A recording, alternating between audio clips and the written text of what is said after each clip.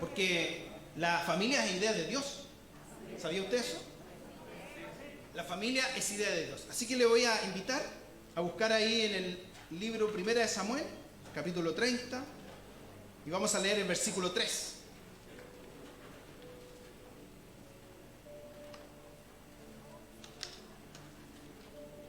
¿Usted le da gracias al Señor por su familia? Amén.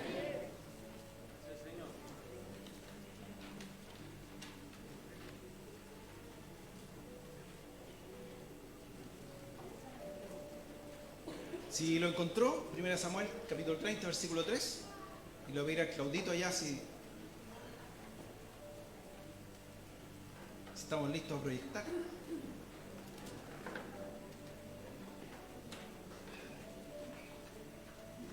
Amén.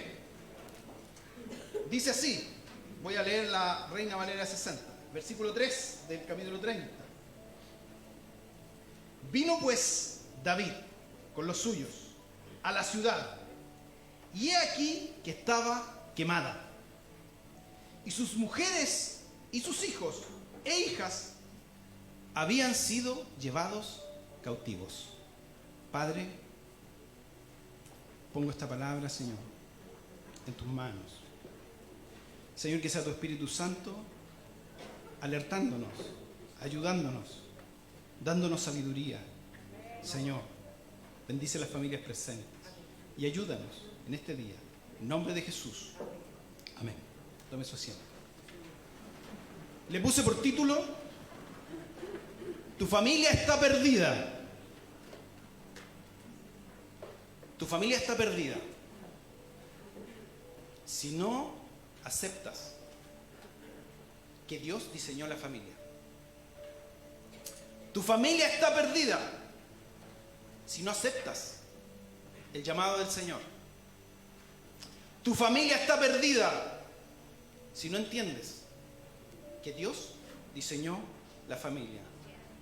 Tu familia está perdida si no obedeces los mandamientos y las reglas que Dios nos dio. ¿Está su familia perdida?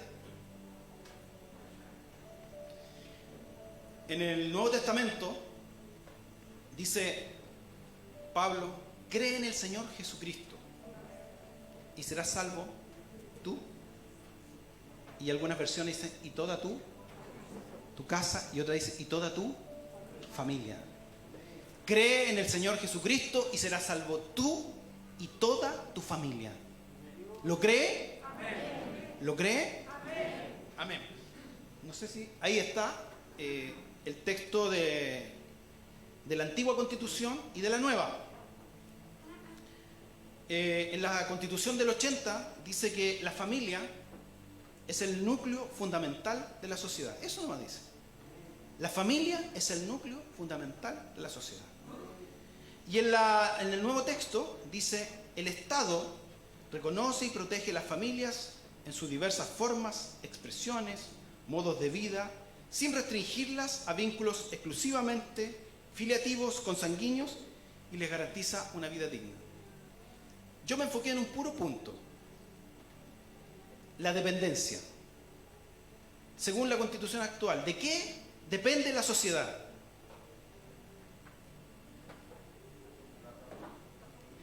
Si la sociedad está mal, ¿qué significa que está mal según esa declaración?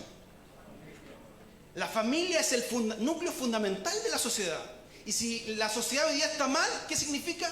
Que algo está pasando en la familia. Eso dice la Constitución del 80. La Constitución actual o el nuevo texto genera otra dependencia. Dice: el Estado reconoce y protege la familia. ¿De quién depende la familia? En el texto que se está proponiendo. O sea, que ya la familia no es tan relevante. ¿O sí? La sociedad depende de la familia, es obvio. Todo lo que vemos que está pasando es causa del desorden y de lo que cada uno está viviendo como familia. Me gusta la canción que estamos cantando porque Dios es creador de todo, incluso de la familia. Dios hizo todo. Y sabe que cuando en Génesis habla de que Dios estaba creando, ¿cierto? Hizo la luz, el cielo, el mar, la tierra, los peces, ¿cierto? Las aves, los animales. La Escritura dice que Dios veía y decía que eso era bueno. Lo que Él hacía era bueno. Pero cuando llega el momento de la creación del hombre, dice, varón y hembra los creó. Y vio Dios. ¿Y qué vio Dios? No solo era bueno, en gran manera bueno. Y Dios diseña este esquema de familia. Y dice, dejará el hombre, padre y... Bueno, a algunos les cuesta eso, ¿cierto? Dejará el hombre, padre, y se unirá a su mujer. Será una sola carne. Ese es el plan de Dios para la familia. Me gusta porque dice que la mujer es complemento. No está ni abajo ni sobre, ¿cierto? El hombre es complemento de la mujer es complemento del hombre. Y Pablo lo aclara un poquito más, dice en 1 Corintios 11, dice, el hombre depende de la mujer y la mujer depende del hombre. Miren, hoy día hay algunas que dicen que no dependen del hombre, pero aquí la Escritura dice que la mujer depende del hombre y el hombre depende de la mujer. Y Pablo lo explica súper básico. ¿De dónde nacen los hombres? Dice Pablo. ¿Ah? ¿De dónde nacen? De las mujeres. Entonces, un hombre depende de una mujer, ¿o no? Si no, no nacería. Y él aplica algo teológico, porque dice, y la mujer depende del hombre, porque Dios lo hizo cabeza de esa mujer, y la cuida, la protege y la sustenta. Entonces hay una dependencia mutua. A algunos no les gusta esto, pero ese es el plan de Dios, ¿o no? Ese es el orden que Dios estableció. Y cuando Dios le dice a Abraham, ahí en Génesis, y en tu simiente, en tu descendencia, serán benditas todas las familias de la tierra, ¿qué está diciendo? Está diciendo que de generación en generación, como decía mi hermana, de generación en generación, la bendición de Dios se traspasa. Dios quiere bendecir a este mundo. Dios quiere bendecir a esta sociedad. ¿Cómo? A través de la familia. Yo transmito esa bendición a mis hijas a mis nietos. Ese es el plan de Dios. Generación tras generación. ¿Qué quiere el enemigo? Cortar el plan de Dios. Porque si destruye la familia, se acabó la siguiente generación para esa familia. No hay bendición. Se corta la bendición. Dios quiere que la bendición vaya de generación en generación. Es por eso que debemos cuidar y proteger nuestra familia. ¿Está de acuerdo conmigo? Todavía, devuélveme.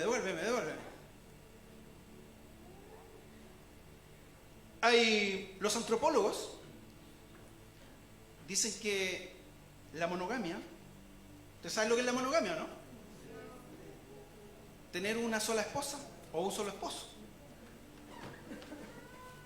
Y los antropólogos son los que estudian al ser humano.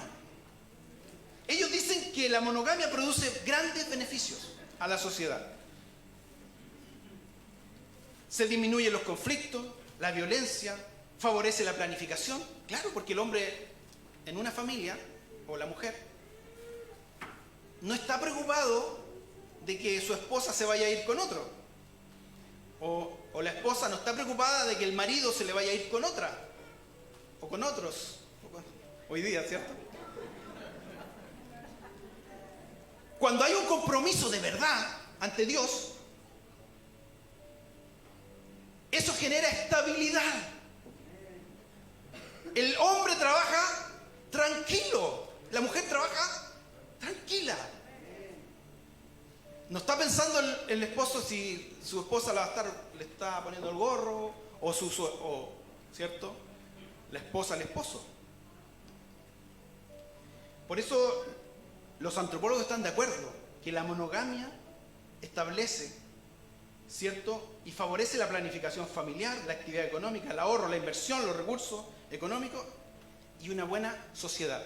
¿Ellos están de acuerdo en eso? No sé si usted está de acuerdo en eso. Y ahora quiero ver la familia romana. Mire, muéstrame la familia romana, el segundo. Ahí estamos. Está bien. Gracias, Miguel. ¿Sabe cómo funcionaba la familia romana? En tiempo de Jesús. El padre era la cabeza de la familia. Pero el padre no estaba sometido a nadie. La mujer estaba bajo el hombre. El esposo era autoridad. Incluso los contratos de matrimonio tenían cláusulas de que la mujer le debía absoluta obediencia al hombre.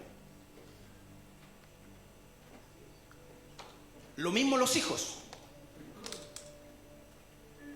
El hombre era el amo y dueño de la familia. A él le pertenecía el patriarcado que le dicen a él. Pero ¿sabe qué? Pablo dice algo distinto en Efesios 5, 21. Pablo, cuando empieza a hablar de la familia, dice: sométanse unos. Los griegos y los romanos abrían los ojos. Sírvanse los unos a los otros. No es solo que la mujer tiene que servir a su marido. El hombre también tiene que servir a su esposa. Y eso fue un cambio radical. Es como cuando apareció el monoteísmo. Todos los países, todas las naciones eran politeístas y de repente aparece la palabra de Dios y dice: Jehová Dios uno. Eso les volaba, ¿cierto?, la mente. A los romanos y a los griegos les voló la mente entender que para Dios somos todos iguales. Pablo dijo: ya no hay griego ni judío, hablando de naciones, ni hombre ni mujer, ni siervo ni amo, todos son uno en Cristo. ¿Usted cree que es igual? Somos todos uno en Cristo. Así que no es que solo la mujer se somete, el hombre también se somete. Díganme amén todos los hombres. Chuta, no están convencidos, no están convencidos. No, hermano, no le estoy vendiendo una idea falsa. No, créame, Cristian, créeme.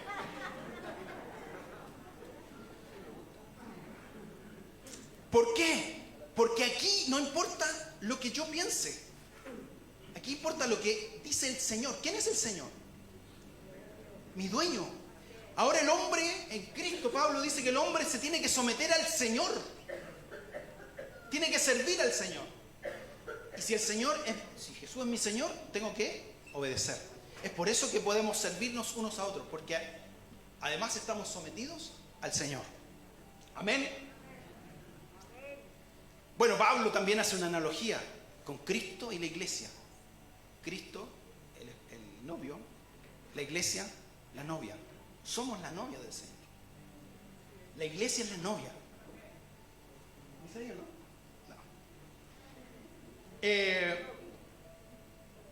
Porque Cristo da su vida por la iglesia. Asimismo, los varones, los maridos deben dar su vida por sus esposas.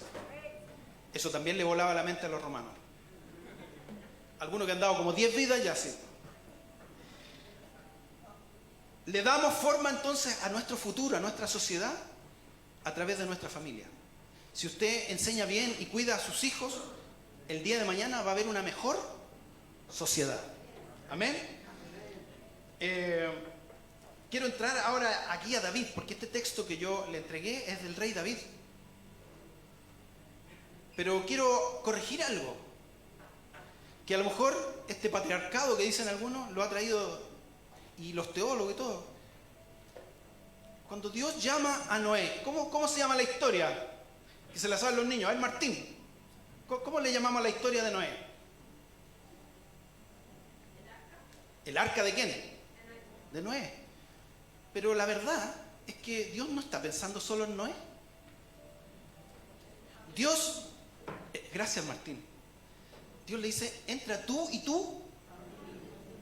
La historia no es, y pareciera que cuando transmitimos, decimos que la historia era de Noé, pero no, Noé no estaba solo. Estaba él y su familia. Cuando Dios le dice a Abraham que salga, ¿cierto?, de la casa de su padre, es que se vaya él y su familia. La historia de Isaac es la historia de Isaac y su familia. La historia de Jacob es la historia de Jacob y su familia. La bendición se transmite a través de la familia. Así llegó hasta nuestros tiempos. Entonces corrijan eso. De repente decimos, Noé. No, Noé y su familia. Porque cuando Dios llama a un hombre o a una mujer, afecta, influye a su familia. Amén. Bien, quiero ir ahí a David. Yo no sé si a usted le llamó la atención lo que leí, pero David está en un lugar y hay un pueblo que ataca y se roba ¿a quién? A su familia. ¿Quién es el rey David? Es de ahí que viene Jesús. David fue llamado desde joven porque lo ungió el profeta Samuel, ¿cierto? Su papá lo escondió porque era muy chico. Dice, tú no, ¿cierto? No creo que tú seas. Pero cuando va el profeta, dice, chuta, me han mostrado todos, pero Dios me dice que ninguno de estos es. Entonces era el más chiquitito, tráelo, está en el campo, lo trae, lo unge como rey.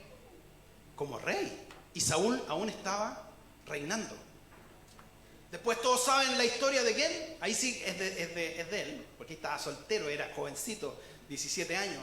De David y Goliat, cuando vence al gigante. ¿Quién le dio esa fuerza? Dios. Dios le dio la fuerza para vencer al gigante. Porque David ya estaba predestinado, ¿cierto?, para ser el rey. ¿Y qué le ofreció el rey Saúl si vencía al gigante? ¿Mes? Yo no quiero que nadie pelee conmigo.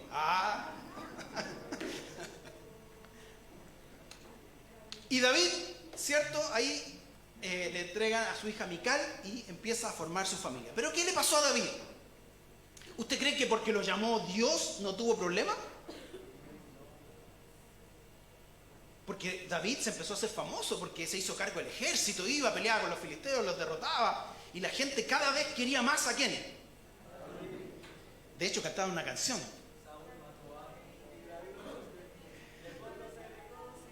¿Por qué?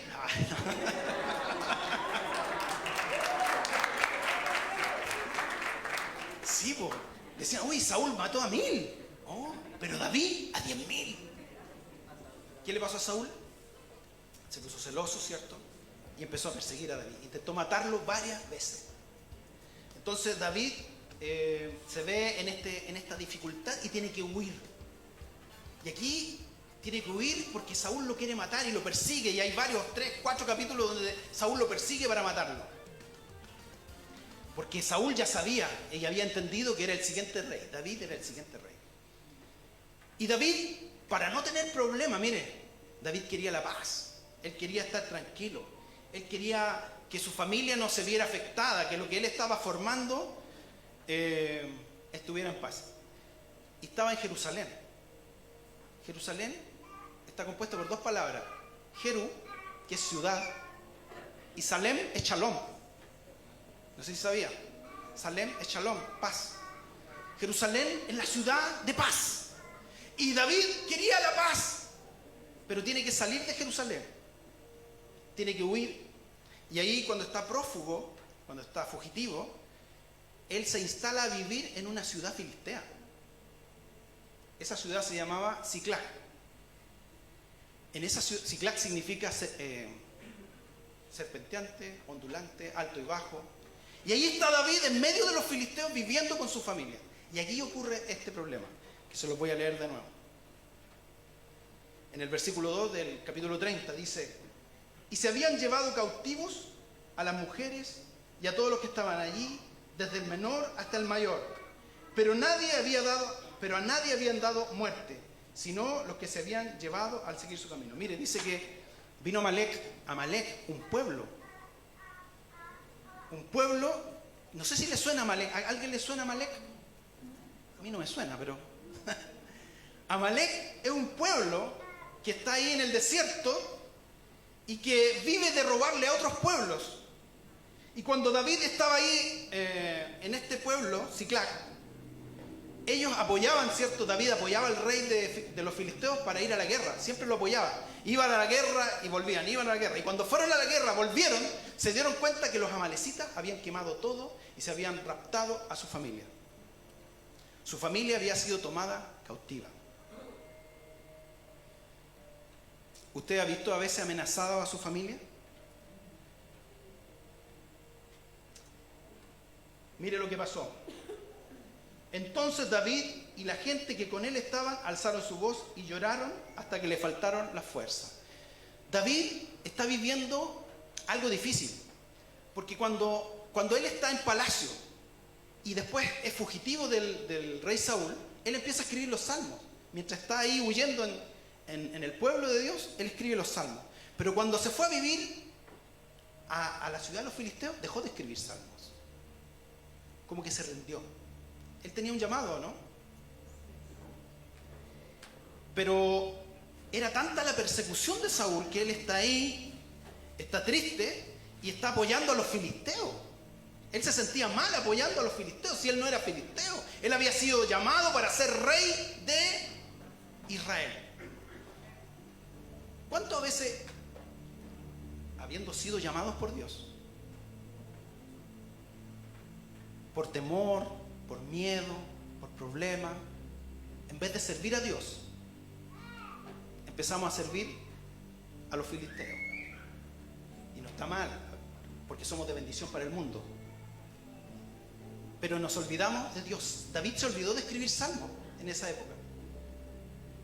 Y cuando está ahí, fue cuando vienen los amalecitas, atacan, y ellos no estaban ahí, y se llevan a las mujeres, a los hijos, a los niños, a los ancianos, a todos, y le roban todo. Para los que no se acuerdan, los amalecitas, cuando Dios sacó a su pueblo de Egipto, ellos se opusieron a que pasaran por su lugar y atacaron, así como, no sé si alguna vez le ha pasado a usted que va caminando y ve un perro tranquilito, pasa, y después cuando mira para atrás, el perro... Amalek atacó así al pueblo de Dios, a la mala. Dejaron que pasara y Amalek después los atacó. Es por eso que cuando estamos después en el tiempo de Saúl, también aparece Amalek. ¿Y qué le dice Dios a Saúl? Que destruya a Amalek, que destruya todo Amalek. Y Saúl, como ya se creía el dueño de todo, no destruye a Amalek, no deja lo mejor y deja algunos vivos. ¿Se acuerdan de eso, no? Este es el rey Saúl, el mismo que estamos aquí en la historia. ¿Saben quién mató a Saúl? ¿Saben quién mató a Saúl? Una amalecita. Cuando estaba herido, una amalecita lo encontró y después le llevó, ¿cierto?, la noticia a David que Saúl estaba muerto. Él lo mató. A veces nosotros, cuando Dios nos manda algo y no lo hacemos, eso se nos devuelve. Una amalecita atacó y mató a Saúl. Y es una amalecita el que se opone ahora como enemigo. ¿Cuáles son los enemigos que tenemos hoy día la familia? ¿Qué enemigos tiene tu familia? Primero, en la sociedad hay un cambio de diseño. Lo que dijo Dios da lo mismo, hombre, mujer. Esta es la familia, deje el hombre padre y madre. Es el diseño de Dios. Pero hoy día tenemos gente que piensa mejor que Dios. Gente que es más sabia que Dios. Y define distintos tipos de familia. Lo que no saben es que la bendición no está ahí. La bendición de Dios está en el plan de Dios, en las reglas, bajo las reglas de Dios. ¿Qué otros enemigos tenemos? La falta de tiempo, una sociedad demandante, no hay tiempo con los hijos, la mala influencia, como decía mi hermana Evelyn, la mala influencia, porque sabe que los medios son una bendición, pero es la mala influencia de los medios lo que genera el problema. Están las redes sociales, están los proveedores de contenido, y eso daña a nuestros hijos. Nosotros, cuando dejamos a nuestros hijos solos, tenemos que cuidar cuál es el contenido, porque la bendición de Dios para tus hijos depende de que tú obedezcas ¿a quién? A Dios. Que no descuides a tus hijos. ¿Qué están haciendo tus hijos?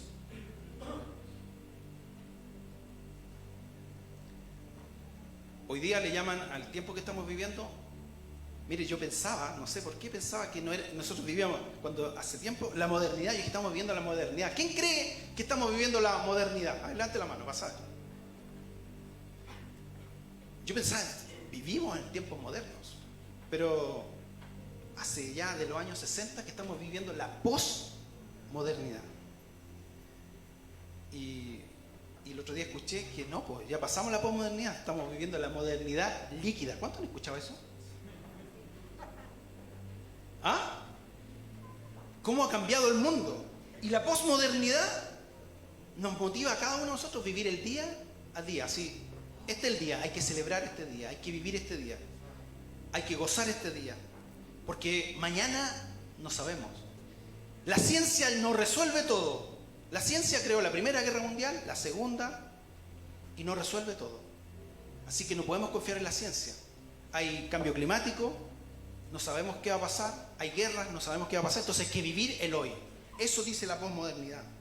La gente se preocupa de sí misma. Hay individualismo, egoísmo, una sociedad de hiperconsumo, porque ya no nos interesa el capitalismo, pero sí nos interesa el consumo, ¿cierto? Se exalta lo diferente, no hay espacio para la culpa. Hoy día los jóvenes no tienen culpa, porque han aprendido a vivir que lo mejor es hacer lo que ellos quieren hacer, lo que sienten hacer y lo que ellos sienten que es bueno. Si me va bien, es bueno, si me va mal, es malo. Y esa es toda la moral, la regla y la ética de nuestra sociedad. Quiero volver a David. David se había alejado de Dios. Estaba un poquito deprimido. Es tanto que se pone a llorar por su familia. Yo pensaba y decía, ¿y si hubiéramos sido feministas en ese tiempo? Y hubieran llegado las mujeres así y ven que se llevaron a los hombres. ¿Hubieran hecho lo que hizo David? Vamos a buscarlo y peleemos. ¿Hubieran estado dispuestas las mujeres a decir, sí, vamos a luchar contra los amalecitas y recuperar nuestras familias, nuestros hombres? Me surgió esa duda mientras pensaba. Yo decía, porque, bueno, David lloró porque no sabía lo que había pasado. No sabía si había sido con mucho tiempo, no sabía si los habían matado. Pero me gusta lo que hace. Ahí en el versículo 6 dice, David se angustió mucho porque el pueblo hablaba de apedrearlo, pues todo el pueblo estaba en amargura de alma, cada uno por sus hijos, por sus hijas, mas David se fortaleció en el Señor. ¿A quién buscó David? Al Señor. Y David consultó al Señor, diciendo, ¿perseguiré a estos merodeadores? ¿Los podré alcanzar? Y Dios le dijo, síguelos, porque ciertamente los alcanzarás, y de cierto librarás a los cautivos. Síguelos. Hermano, ¿hay algún familiar que está perdido? Síguelo. Ciertamente lo alcanzarás. Ciertamente, porque la promesa de Dios dice que serás salvo tú y toda tu familia. David se levanta del lloro, porque llorando no se arreglan las cosas. Y lo primero que hace es consultar al Señor. Lo primero que hace es preguntarle al Señor. Había hecho todo a su forma. Estaba cansado y huyó. Huyó desde la ciudad de paz a una ciudad oscilante. Y dice David, que tenía en ese tiempo, mire, David no era un pueblo, no tenía un pueblo. Y el que atacó a David fue una nación completa. Y Dios le dice a David que lo siga. David en ese tiempo tenía 400 hombres y 200 que se le habían agregado. Y con esos hombres salió a la batalla. Me gusta el versículo 13, porque cuando iban camino a Amalec, a buscar a Amalec, encontraron a una persona ahí muriendo. Y le preguntaron quién era, y dijo: yo soy siervo de una amalecita. Mire, encontraron a un sirviente amalecita, alguien que servía al enemigo. Váyase al tiempo antiguo, lleve su mente al tiempo antiguo. ¿Qué hubiera hecho un ejército si ve sobrevivientes de los que atacaron y se llevaron a la familia y quemaron todo? ¿Qué hace? Lo matan. Pero mire, dice el siervo de la amalecita, dice: yo soy siervo de una amalecita, el versículo 13, y me dejó mi amo hace 3 días porque yo estaba enfermo. El enemigo, tú le vas a servir, pero cuando tú estés enfermo te va a abandonar. Hay muchos de nuestros familiares que están sirviendo al mundo o a nuestros enemigos, pero cuando estén enfermos, cuando haya una verdadera necesidad, el mundo los va a abandonar. Y me gusta lo que hace David. Mira, véalo en el versículo 11. Hallaron en el campo un hombre egipcio, era egipcio el sirviente. Lo trajeron a David y le dieron pan, y comió, y le dieron a beber agua,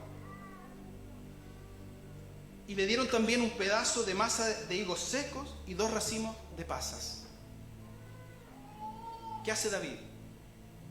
El representante de Dios bendice. Esos hombres que David tenía eran hombres que estaban desechados por la sociedad. De hecho, a algunos se les conoce como los valientes de David. Ellos estaban desechados y despreciados por la sociedad, y David los acoge. ¿Qué tiene que hacer la iglesia? Acoger. David obedeció a Dios, buscó a Dios y siguió. Y este hombre que estaba ahí, que le dieron de comer, les ayudó. Les dijo dónde, cuánto distancia, y los ayudó. Y le perdonaron la vida. David no lo mató. Y él les pidió que no lo entregaran a su amo, porque su amo sí lo iba a matar. Y así lo respetaron. La historia termina cuando David derrota a los amalecitas y recupera a sus esposas, a sus hijos y a los hijos de todos los hombres que iban con él. Y miren lo que dice el versículo 19: y no le faltó alguna cosa, chica ni grande, así de hijos como de hijas, del robo y de todas las cosas que habían tomado, todo lo recuperó David. David recuperó todo. ¿Quién le dijo que lo iba a recuperar? Síguelo, alcánzalo, lo vas a recuperar todo. ¿Hay alguien de su familia que se ha alejado? Sígalo, alcáncelo, recupérelo. Porque ¿sabe? Porque Dios está con nosotros, porque estamos en el camino del Señor, porque somos sus hijos. Él es nuestro Señor. Lo último de esta historia: cuando recuperaron todo el botín y más, hubieron 200 hombres que se quedaron porque no pudieron cruzar el río. Y algunos dijeron: cuando repartamos el botín, no le demos a ellos, porque ellos no pelearon, porque ellos no lucharon. La bendición, no, ¿por qué tenemos si ellos no nos ayudaron? Y David dice: no hagas eso, hermano mío. De lo que nos ha dado Dios, ¿quién nos ha guardado y nos ha entregado? David reconoce que la victoria no es de él, ni de los hombres. ¿Tú crees que puedes cuidar solo tu familia? ¿Tú crees que la bendición depende de tus capacidades?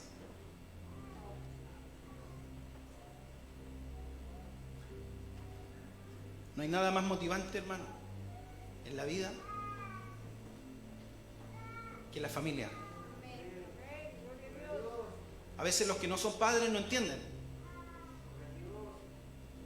Pero cuando uno es padre o madre, yo no sé si usted recuerda su primer hijo, que usted iba para allá y tenía metas, objetivos, propósitos. ¿Sí o no? Y algunos querían viajar, ¿cierto? Y hacer muchas cosas. ¿Y qué pasó cuando nació el primer hijo? Nos cambia la mente, nos cambia la visión, nos cambia el paradigma de la sociedad, vemos las cosas distintas. Hay algo que nos empieza a mover por dentro. Bueno, a algunos igual les cuesta levantarse, a algunos igual les cuesta, ¿cierto? Pero hay algo que por dentro nos dice, dale, dale, tu hijo, y somos capaces ¿de qué? De hacer todo por nuestros hijos, de hacer todo por nuestro cónyuge. La bendición se disfruta bajo las reglas de Dios. Mire, si fuera verdad esto, piense por un rato, haz lo que quieras, haz lo que sientas y vas a ser feliz. ¿Tendríamos hoy día una sociedad feliz? Si fuera eso cierto, ¿cómo estaría la sociedad? Bien. ¿Y cómo está la sociedad? Entonces, ¿de qué está fallando? Está fallando que la bendición no está pasando de una generación a otra. Quiero ir concluyendo. Los 10 mandamientos dicen honrarás padre y madre. Pero no hay ningún mandamiento que diga honrarás hijos. No sé si alguna vez se preguntó eso. ¿Y sabe? Porque ahí hay 10 leyes nomás. Había que resumirlas. Acuérdense que estaban escritas en piedra. Yo me imagino las tremendas piedras. Hay que resumir. Todos tenemos padres, pero no todos tenemos hijos. Y había una ley ahí, honrarás padre y madre. A lo mejor tu padre, a lo mejor tu madre tenía la bendición de Dios y quería que te llegara. ¿Por qué? Porque quiere que esta bendición se traspase a la siguiente generación. A lo mejor no tienes hijos, pero es importante traspasar la bendición.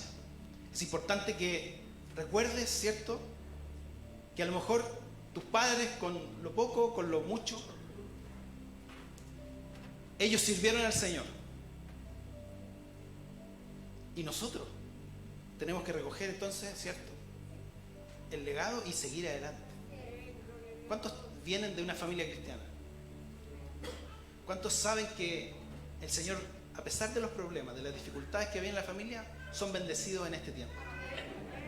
Porque la bendición alcanza hasta 100 generaciones. Ponga atención a su familia. Estamos viviendo tiempos difíciles. Recuerde que Jesús es su Señor. Y a veces no es fácil. Pero ¿sabe? Hay algo que no falla. Amén. Amén. Hoy día mi hermano Pablo nos recordaba que es el amor el que nos cambia. Es el amor el que cambia nuestro corazón. Ame a su familia. Dios te llama, te capacita, pero eso no te priva de tener problemas y dificultades. Eso no te priva de pasar por valles de sombra y de muerte. David, cuando era perseguido por Saúl, escribió el Salmo 23. Jehová es mi pastor, nada me faltará. Instruye a tu hijo cuando pequeño, porque si fuere viejo no se apartará de Dios. Ama a tu esposa como Cristo amó a la iglesia. Esposas, respeten a sus esposos. No hagan rabiar a sus hijos. Maridos, vivan sabiamente. Esto es difícil. Vivan sabiamente, dando honor a la mujer como vaso más frágil. Esposos, amen a vuestras esposas. Finalmente crean en el Señor, porque serán salvos tú y toda tu casa. A lo mejor no lo ves, pero Dios cuando promete algo, lo cumple. Dios desea que luchemos por nuestra familia. ¿Has perdido alguno de los tuyos? Busca, obedece. Bajo las reglas de Dios alcanzamos la bendición. El enemigo puede haber alcanzado alguno de los tuyos, pero el Señor está con nosotros y te dice: síguelo, alcánzalo, recupéralo. Póngase en pie, levante su mano. A lo mejor todos los suyos están aquí, todos, pero a lo mejor a un hermano, a un familiar le falta uno. Oremos por nuestra familia, oremos por ese que no está. Bendígalo, alcáncelo. Señor, en nombre de Jesús, Señor, tú diste el diseño para la familia. Señor, cielo y tierra pasarán, pero tu palabra no pasará. Oro, Señor, por aquellos que han perdido alguno. Señor, aquellos que se han alejado, aquellos que se han apartado. El enemigo quiere destruir la bendición de la familia. Esa bendición de traspasar, Señor, esta bendición a las nuevas generaciones. El enemigo quiere cortar la bendición. Oramos por nuestros hijos, aquellos que no están con nosotros, aquellos que el enemigo, Señor, ha capturado. Señor, tu palabra en la historia de David decía que no estaban muertos aún, que había que alcanzarlos. Señor, oramos, Señor, porque tú nos escogiste como familia para ir, Señor, y llevar esta bendición. Bendecimos a nuestros hijos, a nuestros nietos, a nuestras futuras generaciones. Padre, cuida, guarda en este tiempo a nuestros hijos, sus mentes, sus corazones. Señor, oramos por aquellos que han perdido un familiar. Tal vez no está muerto, pero está lejos, Señor, de tu palabra, lejos del evangelio. Señor, en este día lo reclamamos. Señor, porque tu palabra es cierta. Señor, porque creeremos, Señor, en ti. Y tú, Señor, traerás a los nuestros. Señor, porque la bendición es para nuestra familia. Padre, en nombre de Jesús ponemos, Señor. Señor, no en nuestra fuerza, no es nuestra sabiduría. Guarda nuestros hogares. Señor, muchos hogares están siendo destruidos en este tiempo. Bendice la iglesia, Señor, para que bendiga también a toda la familia. En nombre de Jesús.